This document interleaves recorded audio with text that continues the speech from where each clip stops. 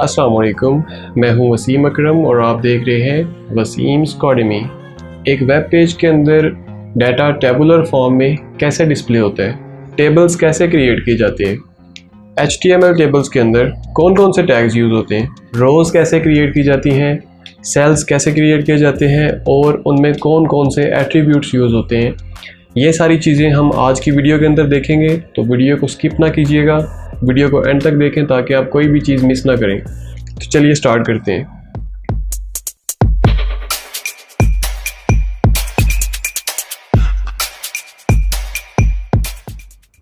तो टेबल्स क्यों यूज़ किए जाते हैं? HTML टेबल्स जो होते हैं वो वेब डेवलपर्स को डाटा टेबुलर फॉर्म के अंदर अरेंज करके दिखाने में हेल्प आउट करते हैं। ये जो आप पिक्चर देख रहे हैं इसमें आप देख सकते हैं date, order ID, name, price वगैरह, ये सारा एक टेबल की फॉर्म में डाटा डिस्प्ले हो रहा है वेब पेज के ऊपर। तो इस तरीके से जो भी वेबसाइट्स होती हैं, जब डाटा उनको टेबुलर फॉर्म में डिस्प्ले करवाना हो तो वहाँ पे टेबल्स यूज़ किए जाते हैं। हम सभी जानते हैं कि टेबल्स जो होते हैं वो रोज़ और कॉलम्स के ऊपर मुश्तमिल होते हैं। फॉर एग्ज़ाम्पल ये रो 1 है, ये रो 2 है, ये कॉलम 1 है, ये कॉलम 2 है और ये कॉलम 3 है। अब इसी टेबल को अगर हमने HTML के अंदर क्रिएट करना हो तो वो हम कैसे करेंगे? तो HTML का जो टेबल है वो टेबल टैग्स की मदद से क्रिएट किया जाता है। फॉर एग्जांपल यहाँ पे स्टार्टिंग टैग आएगा, यहाँ पे एंडिंग टैग, और इसके दरमियान में जितने भी रोज़ और कॉलम्स होंगे वो सारे इसके दरमियान में आएंगे। जैसे आपको यहाँ पे डिस्प्ले हो रहा है, ये आपका टेबल टैग है और ये टेबल टैग क्लोज हो रहा है, इसके दरमियान में सारा डाटा आएगा। अब उसके बाद जो हमने रोज़ बनानी होती हैं टेबल की, वो कैसे बनाते हैं? वो हम TR टैग की मदद से बनाते हैं। फॉर एग्ज़ाम्पल ये एक TR टैग हमने लगाया और ये उसका एंडिंग टैग है। इसके दरमियान में जितने भी सेल्स हमने क्रिएट करने होंगे वो सारे इस TR टैग के दरमियान में आएंगे। अब जो सेल्स हैं वो दो तरह के होते हैं, एक होता है हेडर सेल और एक नॉर्मल सेल जो होता है जिसके अंदर हम डाटा डिस्प्ले करवाते हैं। हेडर्स क्या होते हैं? ये जो ऊपर आपको टेबल नज़र आ रहा है इसमें आपको बोल्ड हेडिंग नज़र आ रही है, ये कॉलम 2, कॉलम 3 और यहाँ पे रो 1, रो 2, ये जो आपको बोल्ड नज़र आ रहे हैं जो कि हेडर्स के तौर पे काम करेंगे, इनको क्रिएट करने के लिए हम TH टैग का इस्तेमाल करते हैं। और जो नॉर्मल सेल्स होंगे जिनके अंदर हमने डाटा डिस्प्ले करना होगा उनके लिए हम ये TD टैग्स जो है इनको इस्तेमाल करेंगे। इनको चेक करने के लिए कि ये कैसे काम करते हैं चलते हैं विजुअल स्टूडियो कोड के ऊपर। ऑलराइट जी, अगर आप मेरी वीडियोस फॉलो करते आ रहे हैं तो आपको पता होगा कि फ़ाइल कैसे क्रिएट करते हैं। तो मैं क्विकली फ़ाइल क्रिएट कर लेता हूँ, उसके बाद मिलते हैं। सबसे पहले मैं यहाँ पे एक हेडिंग लिखूँगा H1।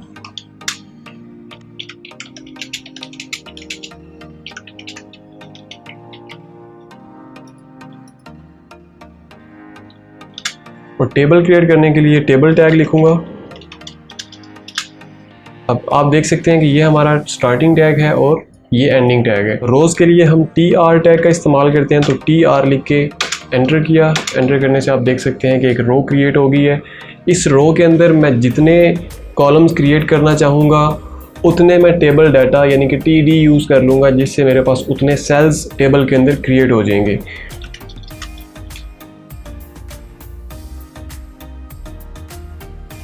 सेव किया। सेव करने के बाद गो लाइव पे जाके आपको एक दफ़ा दिखाता हूँ कि ये कैसा नज़र आ रहा है।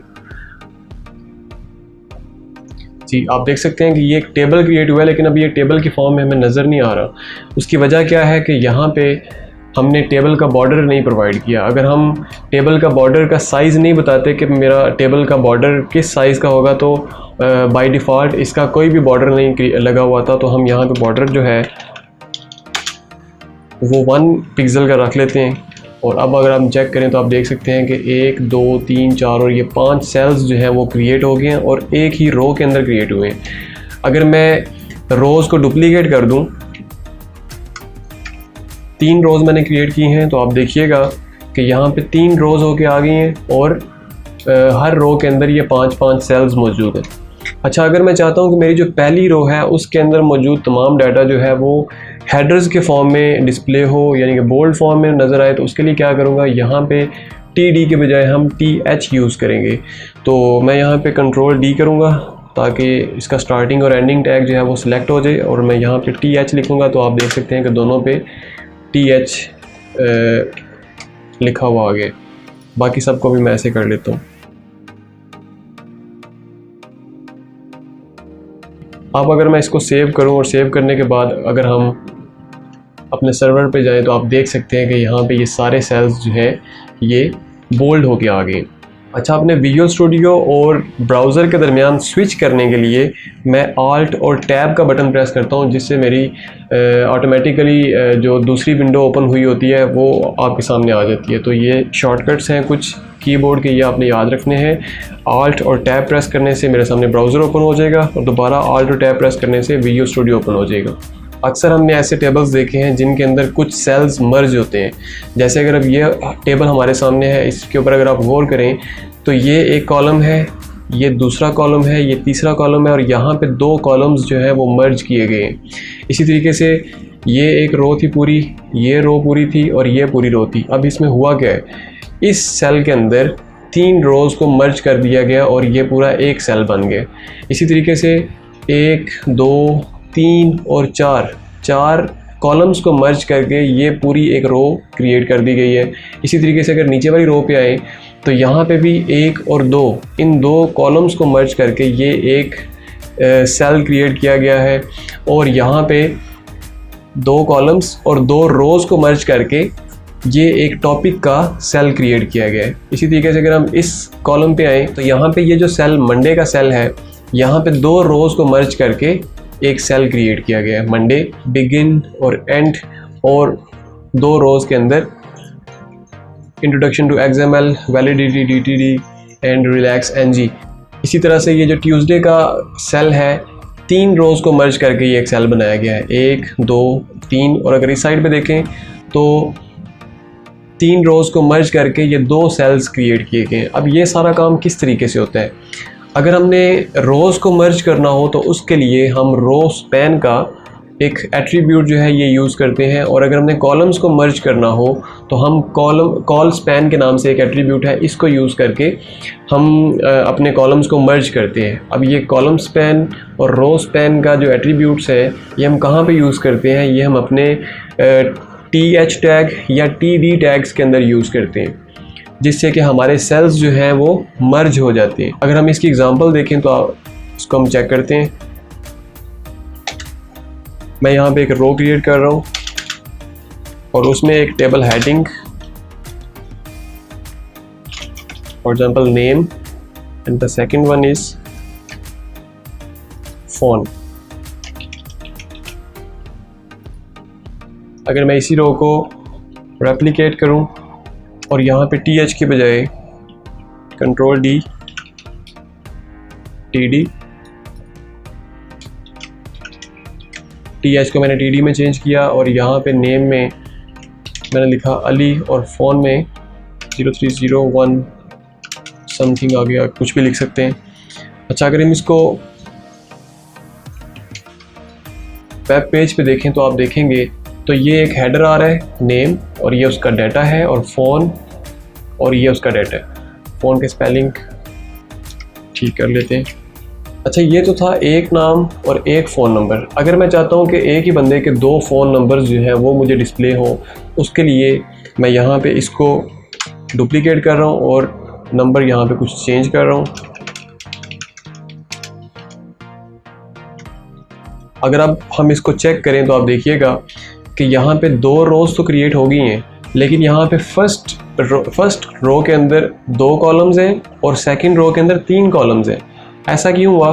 क्योंकि हमने फर्स्ट रो के अंदर ये 2 कॉलम्स क्रिएट किए थे, हेडिंग्स, टेबल हेडिंग्स, और यहाँ पे सेकंड रो के अंदर हमने 3 कॉलम्स क्रिएट किए थे।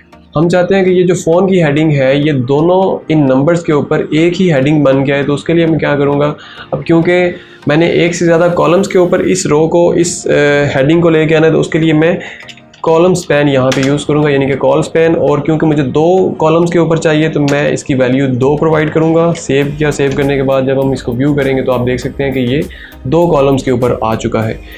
अब आप जितनी मर्ज़ी चाहें रोज़ क्रिएट कर लें।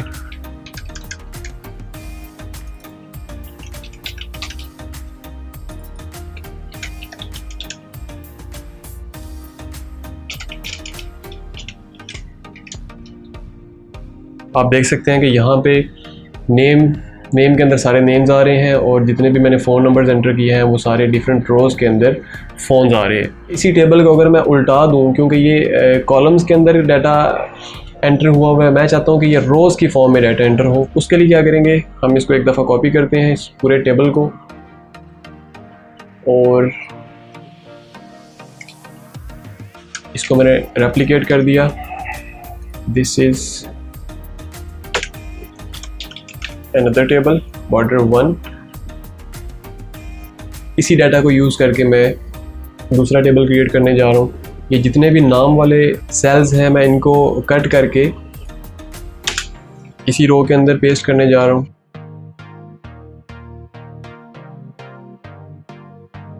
और ये मेरा जो फ़ोन वाला सेल है मैं इसको यहाँ से कट करके इस पहली रो के अंदर यानी कि इस दूसरी रो के अंदर रख रहा हूँ इसे।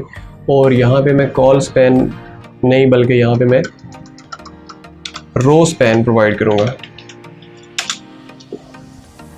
अब क्योंकि एक ही रो के अंदर 4 कॉलम्स हैं, अली, अहमद, बिलाल और तैयब, यानी कि 4 बंदों का डाटा है, तो एक रो के अंदर मुझे 4 फ़ोन नंबर्स चाहिए।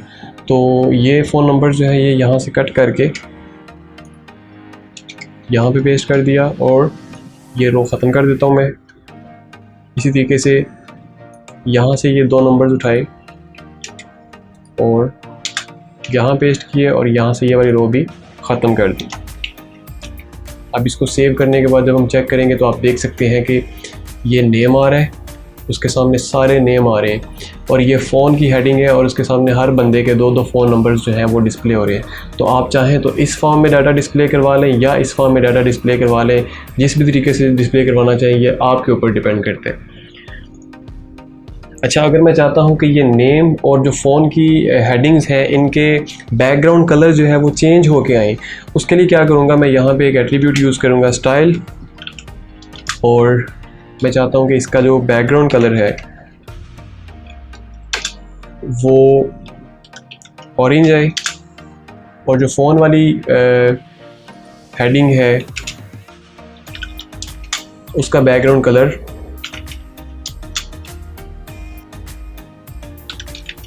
ऑरेंज रेड आए। सेव किया, सेव करने के बाद चेक किया तो आप देख सकते हैं कि ये 2 हेडिंग्स जो थी इनके कलर्स चेंज हो गए।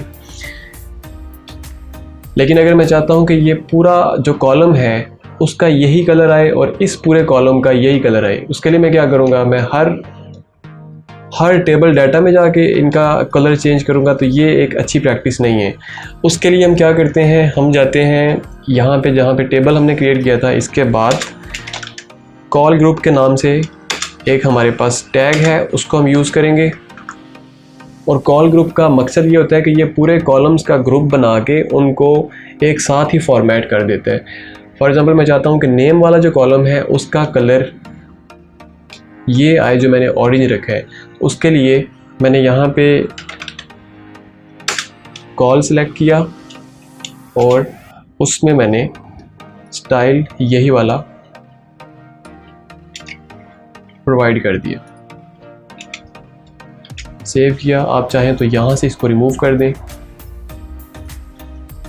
और इसी तरीके से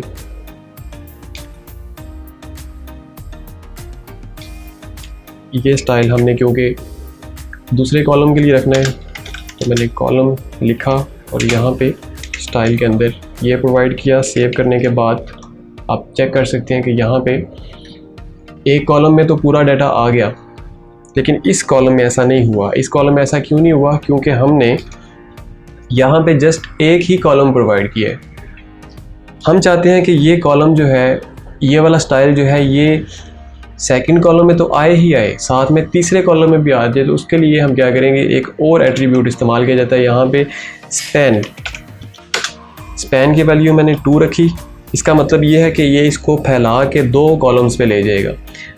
पहले कॉलम पे ये वाला स्टाइल आ जाएगा और अगले दोनों कॉलम्स के ऊपर ये वाला स्टाइल आ जाएगा। सेव किया। सेव करने के बाद अब आप चेक करेंगे तो आप देख सकते हैं कि यहाँ पे इन दोनों कॉलम्स के ऊपर ये अलग डिज़ाइन आ रहा है और यहाँ पे अलग इसका स्टाइल आ रहा है। इसी तरीके से आप यही चीज़ इस नीचे वाले टेबल में भी कर सकते हैं। इसको अपने तरीके से डिफरेंट एक्सपेरिमेंट्स करके आप चेंज भी कर सकते हैं। तो इसके ऊपर आप लाजमी प्रैक्टिस करिएगा। अगर किसी चीज़ की आपको समझ ना आए तो आप लाजमी कमेंट बॉक्स में पूछ सकते हैं। इंशाल्लाह मिलते हैं नेक्स्ट वीडियो के अंदर। तब तक के लिए अपना बहुत ख्याल रखिएगा, दुआओं में भी याद रखिएगा। अल्लाह हाफिज़।